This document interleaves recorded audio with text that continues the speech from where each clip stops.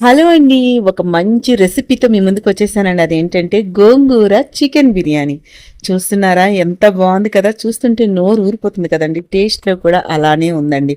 ఇంకా లేట్ చేయకుండా ఎలా ప్రిపేర్ చేయాలో చూసేద్దామండి. ముందుగా అయితే వీడియోని లైక్ చేసి చూడడం స్టార్ట్ చేయండి. అలాగే నా ఛానల్‌లో చాలా మంచి రెసిపీస్ ఉన్నాయి. ఒకసారి వెళ్లి చూడండి, మీకు నచ్చుతాయండి. ప్లీజ్ అండి. దీనికోసం నేను ముందుగా 3/4 కేజీ చికెన్ తీసుకొని ఉప్పు పసుపు వేసి క్లీన్ చేసుకున్నా అండి. తర్వాత దాంట్లోకి కొంచెం పసుపు, అలాగే కారం, మీ టేస్ట్కి తగ్గ కారం వేసుకోండి. అలాగే కొంచెం సాల్ట్ కూడా వేసుకోండి. సాల్ట్ వేసుకొని దాంట్లోకి 1 టేబుల్ స్పూన్ అల్లం వెల్లుల్లి పేస్ట్ కూడా వేసుకోండి. వేసుకొని మొత్తం అన్నీ మిక్స్ అయ్యేటట్టు ఉప్పు కారం పసుపు అన్నీ కూడా ముక్కకు పట్టేటట్టు కలుపుకొని ఒక మినిమం హాఫ్ అన్ అవర్ లేదా 1 అవర్ పక్కన తీసి పెట్టుకోండి. తర్వాత గోంగూర తీసుకొని దాంట్లో చెత్త చెదారం ఏమీ లేకుండా చక్కగా వాటర్తో క్లీన్ చేసి వాటర్ అంతా ఆరినంత వరకు పక్కన తీసి పెట్టుకోండి. తర్వాత స్టవ్ పైన ఒక ప్యాన్ పెట్టుకొని ప్యాన్లోకి 1 టేబుల్ స్పూన్ దాకా ఆయిల్ వేసుకోండి. ఆయిల్ బాగా హీట్ ఎక్కాలండి. హీట్ ఎక్కాక దాంట్లోకి తరిగిన పచ్చిమిరపకాయ ముక్కలు వేసుకోండి. ఇవి మీ టేస్ట్కి తగ్గట్టు మీరు తినే కారాన్ని బట్టి వేసుకోండి. తర్వాత దాంట్లోకి ఈ గోంగూర ఆకుల్ని వేసుకొని కొంచెం పసుపు వేసుకోవాలి. అలాగే కొంచెం సాల్ట్ కూడా వేసుకొని మొత్తం కలుపుకోవాలండి. ఆకంతా కూడా దగ్గర అయిపోయి మనకి పేస్ట్లా అయిపోయినంత వరకు కూడా వీటిని కుక్ చేసుకోవాలి. సో చూసారు కదా, మనకి ఇలా అంతా దగ్గర పడిపోతుంది అనమాట. అప్పటి వరకు కూడా కుక్ చేసుకోవాలి. అలా దగ్గర పడిపోయిన తర్వాత స్టవ్ ఆఫ్ చేసి వాటిని చల్లారనివ్వండి.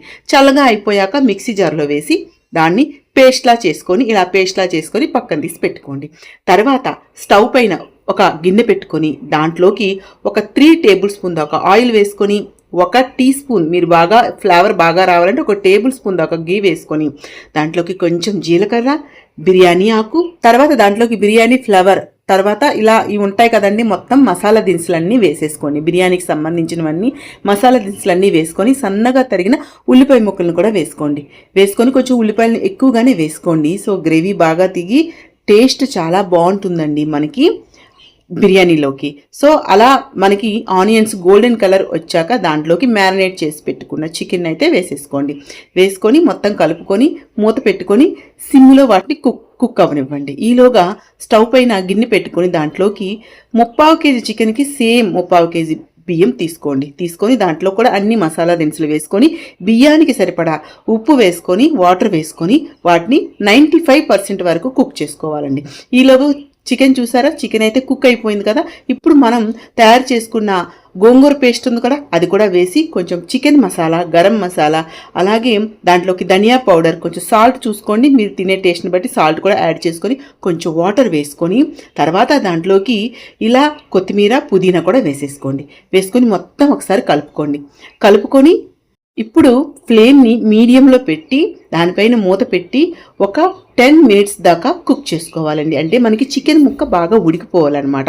సో ఆయిల్ పైకి తేలినంత వరకు చూసారు కదా, ఇలా ఆయిల్ పైకి తేలాలన్నమాట. అప్పటి వరకు కూడా చికెన్ని బాగా కుక్ చేసుకోండి. సో మనకి ఆ ముక్క అనేది మెత్తగా అయిపోతుంది అనమాట. తర్వాత రైస్ కూడా చూసారా, మనకి 95% ఉడికిపోవాలండి. ఎందుకంటే మనం కలిపాక ఎక్కువసేపు ఉంచాం. సో రైస్ అయితే 95% ఉడికిపోయాక వాటర్ని అంతటిని డ్రైన్ చేసేసి ఇలా మనం చికెన్ ఉంది కదా దానిపైన ఒక లేయర్లా ఇలా వేసుకొని దానిపైన ఇంకా కొంచెం గీ వేసుకోండి. గీ వేస్తేనే ఫ్లేవర్ బాగుంటుందండి. వేసుకొని దానిపైన మూత పెట్టుకొని దమ్ బయటికి రాకుండా ఇలా ఏదైనా వెయిట్ పెట్టుకోండి. పైన కింద డైరెక్ట్గా పెట్టేయకుండా నేనైతే ఇక్కడ ర్యాక్ పెట్టాను చూసారు కదా, ర్యాక్ పెట్టి దానిపైన మీరు బిర్యానీ చేసే గిన్నె పెట్టండి. సో ర్యాక్ అనేది హై ఫ్లేమ్లో పెట్టి బాగా వేడెక్కాక అప్పుడు ఫ్లేమ్ని మీడియంలో పెట్టేసి ఒక 5 to 10 మినిట్స్ మీరు కుక్ చేసుకున్నారంటే మొత్తం ఆ ఫ్లేవర్ అంతా రైస్కి పడుతుంది. సో చాలా బాగుంటుందండి. మీకు గోంగూర ఫ్లేవర్ అనేది రైస్లోనే తెలుస్తుంది, ముక్కకు కూడా తెలుస్తుంది. సో చూసారు కదా, ఇంకెందుకు లేట్ అండి, మీరు కూడా ట్రై చేసేయండి. మీకు నచ్చితే మీ ఒపీనియన్ని కామెంట్ సెక్షన్లో షేర్ చేసుకోండి. నా ఛానల్లో చాలా మంచి రెసిపీస్ ఉన్నాయండి, వెళ్ళి చూడండి. నచ్చితే నా ఛానల్ని సబ్స్క్రైబ్ చేసుకోండి ప్లీజ్ అండి.